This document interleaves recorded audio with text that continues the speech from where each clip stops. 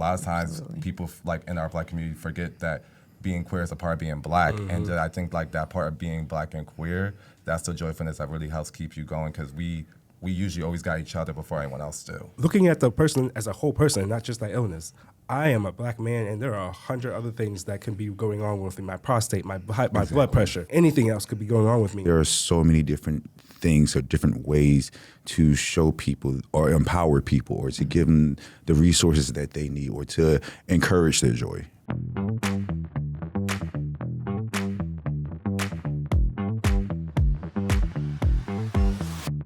Welcome to the Keep On Loving podcast. I'm your favorite Rose, Mystkue Woods, and I'm so delighted to have these wonderful guests here for our episode called When Healing Looks Like Joy, Living Loudly with HIV or Any Terminal Illness. So welcome, Denelle, Rosko, and Kevin. How y'all doing? Doing good. Thank I'm you. doing amazing. I'm doing Thank well you. myself, too. How are you doing? Yes. I'm doing good. You know, I'm here on this dreary day, but we're here. Yes. So before we get started, please introduce yourselves, tell us who you are, and then also give us your pronouns, and then tell us why you chose the color you're wearing today.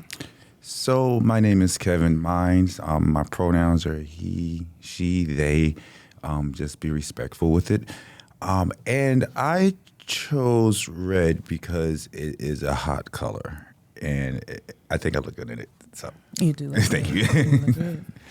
My name is Rosko. My pronouns don't matter, just be respectful. So I use he, she, or they pronouns.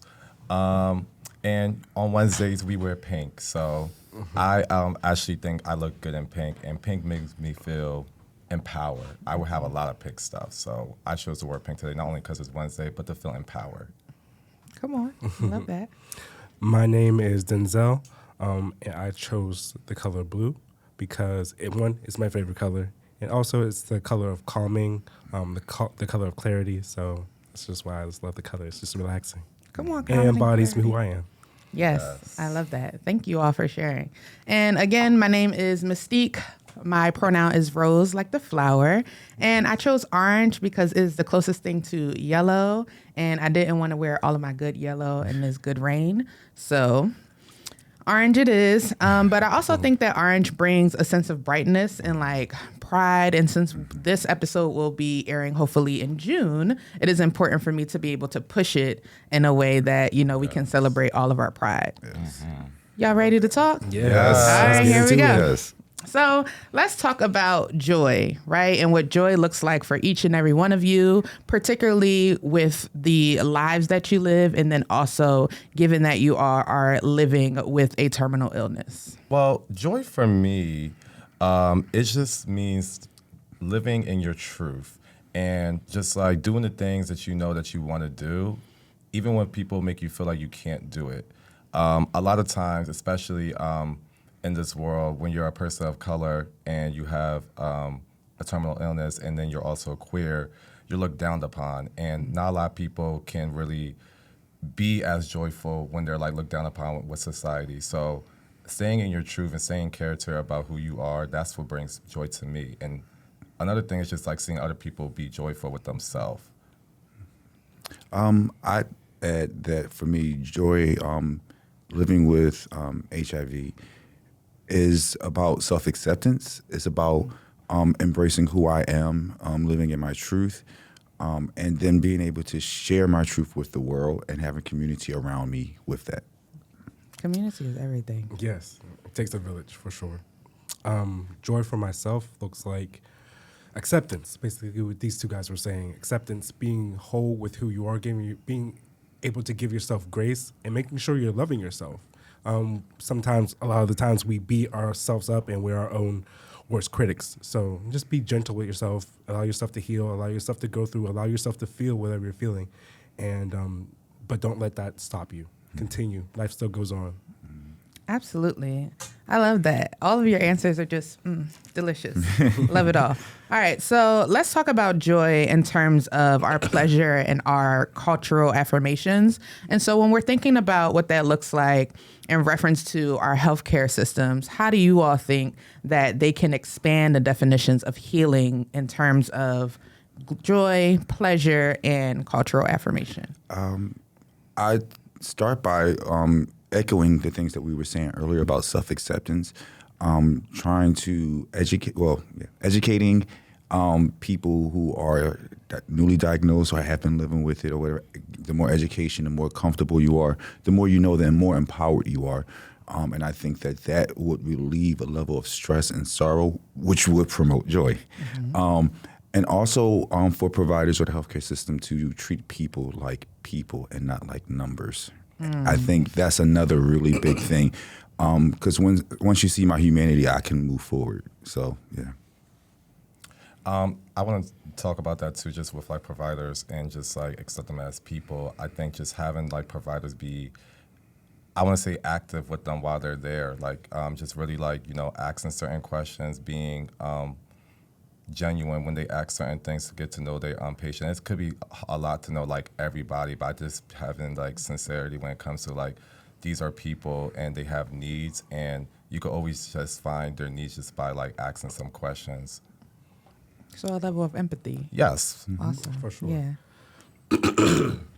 I think that healthcare systems should also implement things like music therapy and other creative outlets for people to that should be included in their recovery or whatever they're going through. It's another way to be able to fill your cup and have that sense of joy and have those elements of joy outside of just worrying about or thinking constantly about your illness or whatever that may be. I also think that providers and the healthcare system at large could also work on, like Rosko said, being more empathetic and more understanding. And also just making sure that providers are making sure the patients have access to cultural sensitive providers and systems of people who can talk to them so they can relate more. Yeah. All the things, right? Yes. And so when we think about all the things, so whether it's empathy, whether it's culturally responsive providers, individuals who actually want to know what's going on with you, but not taking away from anything else, because at the end of the day, y'all are living fabulous lives, right? Y'all are still going about having your joy, having your pleasure. What does that look like? And so what I have come to see in my space of just learning about sexuality and then education and all of that is that typically providers have this idea of the shoulda, woulda, and couldas. I think they are Brian McKnight, but they're not. Right. But, and so what do you all think that providers should know about individuals who are living with terminal illnesses, and how would you redirect their thoughts about how they should behave and or act or feel about their illness? Going back to that word I heard, empathy. I think everyone is different, so there is no cookie cutter answer. Everyone needs something different. And I think that's why empathy is important, because once empathy steps in, you can customize or adjust how you, the treatment that you give to each particular patient. Something else that Denzel's mentioned, which was like music therapy and other things. And the point behind that is there are so many different things or different ways to show people or empower people or to give them the resources that they need or to encourage their joy. Yeah, I would say like in the same breath, like just like providers should do more with empathy and just leading with kindness first. And I think just like Kevin was saying, there's no real cookie cut answer, but going back to what I said earlier, just asking the questions and like being special gadget, just like find out what you can do to like, help that person. And it could be challenging for different patients depending on what everybody can go through, because it's a lot with just living with HIV. Some people have other mental illnesses. Some people might have drug addictions that they might have, and that might be a factor into a lot of things that can make it challenging for them to get the care that they need. I think providers should pay attention to what is working and just try to like lean forward on that, because it can be a lot when it comes to just retention to care or even just like adherence with medication, and paying attention to those key things and knowing like what does work and finding the steps to like get to that goal. It's like, well, I think it's going to like help make things easier for the patient provider care level. And to piggyback off both what they were both saying is meeting the patient where they're at. It's the most simplest and most purest form of any type of healthcare or care when regarding another patient. not assuming you know how the patient is feeling, what they're thinking, what they're going through in their illness, in their treatment. Making sure you're asking open-ended questions and not trying to answer things for them and not try to put words into people's heads or minds. And just like I said, meet people where they are. Just be empathetic, ask open questions, and just, Yeah, you want to add something? Yes, for providers, I would say look up because a lot of times you go into see a provider and they just have a checklist. Or we did the blood pressure, the weight, the this, the that. It stresses me out. These are your medications, and like most of the times their face is just in the screen typing information. And one of the best things you can do is just look up and look at your patient and pay attention to who they are versus just what their chart says. Yes, and I'm so glad you said that because looking at the person as a whole person, not just that illness. I am a black man, and there are 100 other things that can be going on with me. My prostate, my blood pressure, anything else could be going on with me. And I'm not only worried about me being HIV positive, I'm just worried about my health overall because everything that goes on in my body is affected on everything else. So I need to make sure that I'm looking at my health in a totality, and not just my physical, but my mental as well, because that has a huge part and in tandem with the mental. So. Absolutely. Thank you. You all bring up some amazing points. And so something that I am thinking about is this idea of dismissiveness in terms of how providers speak to us. And when I say us, I mean Black people, right? And people of color and what that looks like for us. So Denzel, you bring up a great point about just there is so much other things that I have to deal with. There's so much intersectionality in terms of who I am as an individual, who I am as a person, and all you see is what I came in here for today. Right. But if you don't look at me, what does that look like, right? Yes. How does that make me feel in the moment? How do I even want to deal with you as my provider, right? Because sometimes I'm like, excuse me, can I move to the next person, please? Because I don't want this. And so when we think about that, how can we increase support for providers? Because sometimes they just don't know what to say. And it's not necessarily about them saying something to make the person feel good or the patient feel good, but it's about, can you figure out where I am right now to be able to chart new territory, right? So I know that you have to ask me these questions, but are you literally like dead into the paper?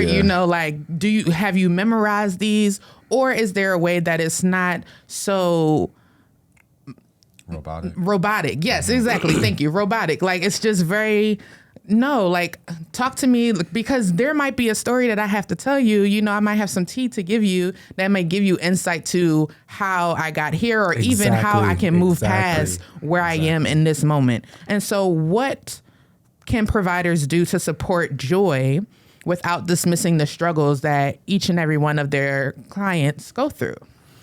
This is kind of like a backdoor answer to that, and that is self-advocacy. Because we can look at the human side of it as well when it comes down to providers. They're human too, and they have to see tons and tons of patients. And it may not be on purpose that they've overlooked certain things. Sometimes it's just, I'm very busy and I got 10 minutes with you and then I'm going to go to the next patient in like 10 more minutes. Self-advocacy says, these are my concerns. Doctor, can you explain this to me? Talk to me about this. I didn't understand that. So sometimes the most power that you can have is just speaking up for yourself and asking questions. It's okay that you don't know as long as you ask the questions. Is there responsibility on the provider side? Absolutely. But we also have to consider sometimes they're just overwhelmed with caseloads that we have to step up as the patient and say, these are my needs or I'm curious about. Sometimes it's not about fixing the humans, it's about fixing the system. And that's a different conversation. Yeah. That's a real different conversation. Yeah, that's really what it is. Because again, they're human as well. They're going through, they have their own challenges, mental health, physical, and we look to them expecting them to have all the answers. And the provider themselves may not, but like you said, the system could definitely change.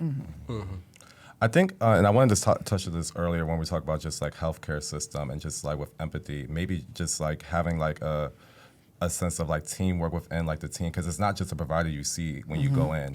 There's a nurse. I mean, even from like the front desk, it starts there. And I think I said it before, like, being educated in like healthcare, especially whatever like it is for whatever the terminal illness can be, just being educated in that and knowing how to actually help heal people that are going through that. So it starts at the front desk to the MA getting you, to the nurse that has to see you, to if like a case manager comes to see you, or even a therapist or a counselor, like all that matters. And I think that creates like an easier workload for the provider, so they can be more present and they can be more active and attentive to said patient who like has a lot going on. Even going back to what Kevin said about self-advocacy, like if you're doing the work and helping yourself to come in, because coming in is the first part, but coming in and just like knowing what you need to get done, knowing what you got to do, that can make your life so much easier, because it can be a lot for provider. And I think just having like a system for whatever like the clinic could be, that can just really help the provider connect more with the patient. Yeah. Kind of going off what Kevin was saying, that providers see a lot of people. I think training could definitely be a good tool for people in the healthcare provider field. Like I said, there are people, they don't know how to. They go to school to be a doctor, to be a physician first and foremost. So we're not here to be a therapist, and also making sure they stay within their scope of practice. They don't want to give clinical therapist advice if they're not a mental health therapist. But still, having a basic level of training to either, just be a human being to someone, and also being able to direct someone to the necessary resources and things like that. I was just going to say that. And also, I agree with Kevin. Yeah, these doctors and providers, they are people just like us who have a slew of things going on because they're people. It would be beneficial for providers just to try to check in for like 5-10 minutes. Hey, how are you doing? What's going on? Anything new that's going on? Anything you want to talk about? Things like that. Not saying that you have to do that for every patient every single day, because we're human and we're not robots. But and also, not everyone wants to be involved in their healthcare. But some people just want to go in and out. They don't want to answer all the other extra questions, dive into personal things. But as a provider, I feel like it's your responsibility to make sure that you are providing the utmost care for the patients who do want to be involved in their care, do want to be present, and do want to actually heal and be better. I feel like it's definitely the responsibility at some level to make sure that they're giving their utmost ability to provide the utmost care. Thank y'all. And I hope these providers are listening, right? Because we hear y'all. We know that y'all have busy schedules, and we are thankful for the work that you do. Absolutely. But we also need y'all to hear us too, right? Hey, if you're enjoying this episode and you are a Philadelphia resident and you need resources about your sexual and reproductive health, visit www.phillykeeponloving.com. Let's switch gears a little bit and think about joy as resistance, right? And so let's talk about how joy has helped you all reclaim power and build a purpose in your healing journey. Y'all want me to go first? You can go first. I'll go first. Okay. Joy and expressing that and resiliency, I feel like, is the pinnacle of being Black. Facts. Yes. We have been resilient and being able to find joy in the most harsh conditions. Yes. And that's just who we are. The sense of community is part of that. The creative arts is another expressive way of that. Dancing, music, just drawing, painting, things like that. And that brings forth so much joy. It brings forth so much connection. It's very powerful. It builds people up. It helps people fill their cups. It helps heal, helps repair. And it's the cornerstone of joy. I want to piggyback what Denzel said about being Black and joy, but also being Black and queer. Like being Black is lit, but being Black and queer, what? We on fire. Wake it up. Wake it up. Okay, well, yes. It's just something about being queer joy, but then when you're Black and queer, it's intensified. It's magical, like a unicorn. Yes. Actually, it's a meme out there with on Juneteenth during Pride Month, and the girl risen it up. That's really how it feels being Black and queer. Just the joyfulness of knowing your pride within yourself on both spectrum, being Black and then being queer. And I just think that that's helped me reclaim a lot of joy in my life and healing. Just knowing how many people of color that came before me that were queer and have fought for different things that we have today, and even just the acceptance from just being Black and queer. A lot of times people in our Black community forget that being queer is a part of being black. And I think like that part of being black and queer, that's the joyfulness that really helps keep you going, because we usually always got each other before anyone else do. I love both their responses, and listening to it, it makes me think of resilience.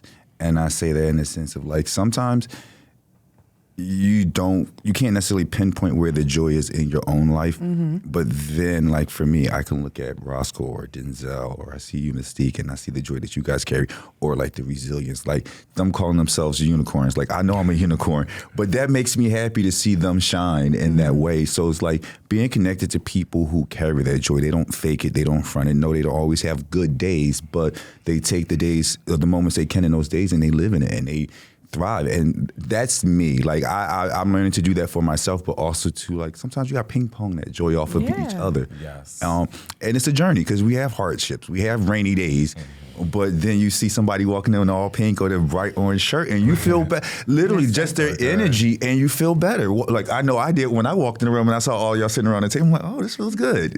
Yeah. And to just add something real quick, because I think this question is very multidimensional. It is. Multidimensional It is. answers. We talked about being black and resilient and showing joy. We talked about being black and queer and showing resilience and joy. Also, since we're talking about having a terminal illness of any sort, which spans over every ethnic group, being resilient is something that goes down to the cellular level. Having that resiliency to keep going, to keep fighting, to keep pushing on, keep persevering. Having a terminal illness doesn't mean that it's over. Yeah. It's Say that just- one more time. Having a terminal illness does not mean that it's over. Yeah, absolutely. I agree. So I would like to share if that's okay. Please. Yes, please do. So I feel like joy for me in this moment is rest.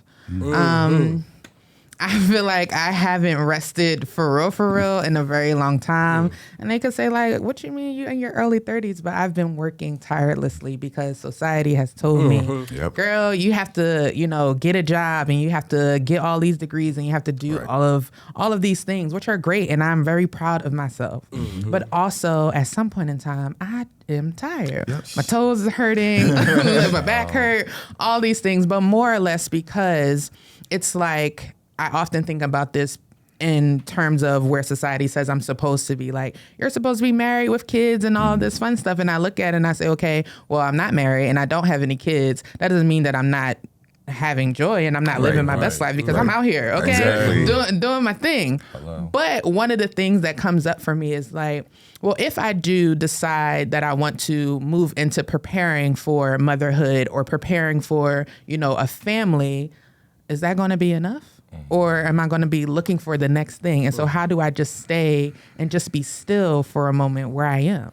I think it's really true that joy and happiness is not a destination, it is the journey. It's being aware of every moment that you can snap back, because again, everything happens, and your success isn't defined by necessarily your accomplishments, but your process to getting to those things. Like you're just moving and you realize, oh, damn, I did that. And you just keep moving with that. And it's like, that's where my happiness is, in the process. It may not be in the results. It might just be literally in the process of it. And the results are inevitable if you keep on with the process.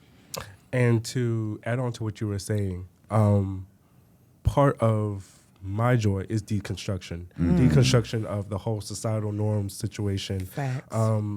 We're on a planet floating through space, and we made up all these rules. Yep. And we're just governing ourselves by these made up rules, and that don't really hold no weight, that were probably made back up in like hundreds of years ago. So why are we still continuing to live by them today?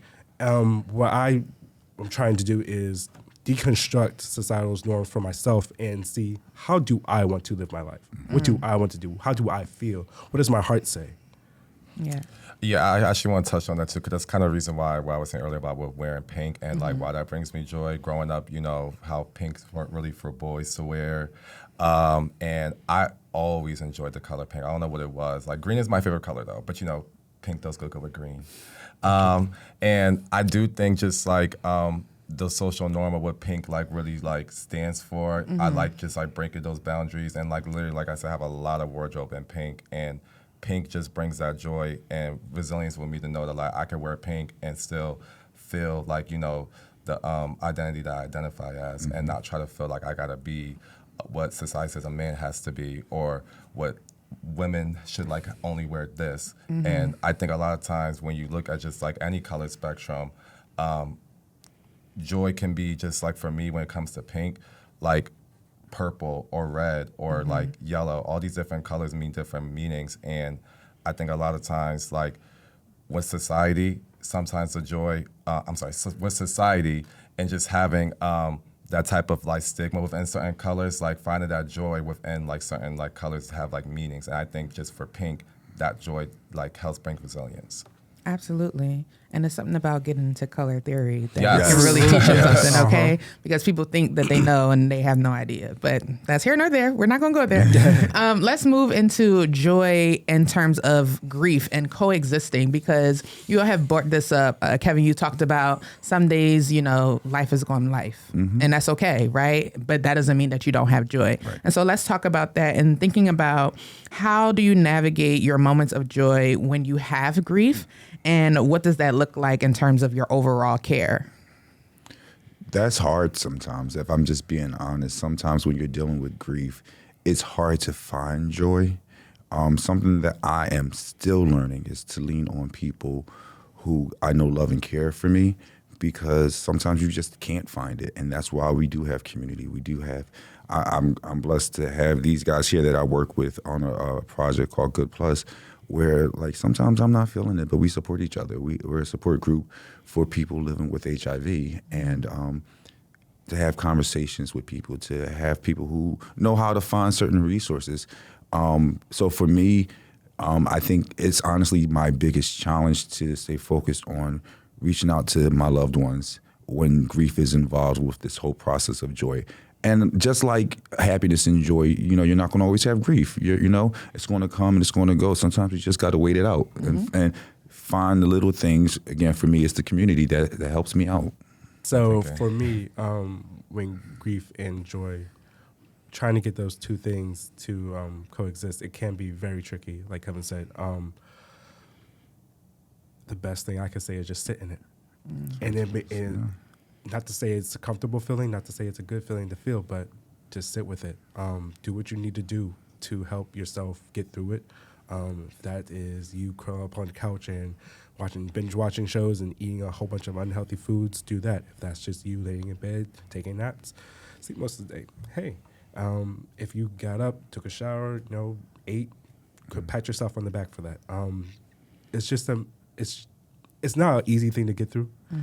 And it's not a pretty thing to get through either, but it's necessary.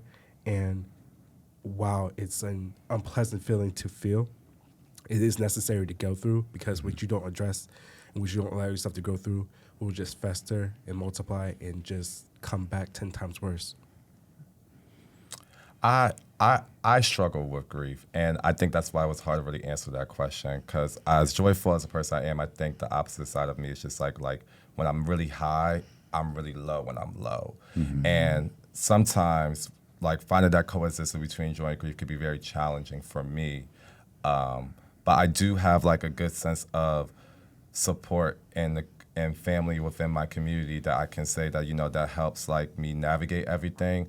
I remember just like when I did find out my status and just like how young I was, and I was like grieving a lot my like junior year of high school and just like experiencing that. But luckily I had family and like, people that actually loved me and wanted to see like the good side of me. And they're the reason why I'm here today, just like being able to speak on a platform to talk about the joy of just being positive and just living in my truth with that. A lot of times when I think about coexisting with joy and grief, it can be hard when you're doing it by yourself. But, like Denzel said, just getting up every day, just making a step, going through the motions, it's like what's key. And just knowing that there is going to be light at the end of that tunnel. So you mentioned something about rest earlier. It's important, especially when dealing with grief, to take a break. Sometimes you got to stop and take a step back from things. Listen to your body. Yeah. Yes. So taking a break and stepping back, but also leaning to what Rosko was saying. Sometimes you have to celebrate your wins too. Like sometimes you are okay. You're just in a little funk. You got to remind yourself who you are. Honestly. Absolutely. Yes, I remember me. Come on. I love I'm that. about to break out into Tamia. But anyway, shout out to y'all. Thank you so much. This has been amazing. So before we end, I have one last question for you. And I just want one word of advice that you have for someone who is afraid to experience joy or pursue it. Life is short, and the world is full of like sadness or grief or fear, and it's up to us to decide to live. It's up to us to decide to smile. It's up to us. Like, yeah, we're gonna have issues, but like, make that decision to be happy. Happiness really is a decision. Joyfulness comes within, and you have to really understand like what brings you joy and how to exude joyfulness, and surround yourself within people that bring you joy and know what joy feel like. Because a lot of times people don't have that surrounding of joyfulness around them. So surround yourself with people that bring you joyfulness, and that will help you pursue joy. Say let the good times roll. The good times don't last forever, and bad times don't last forever. But finding joy, being able to find joy is such a freeing thing. Allow yourself to be free. Yes. Okay. And remember, no matter how you're loving, Just keep on loving.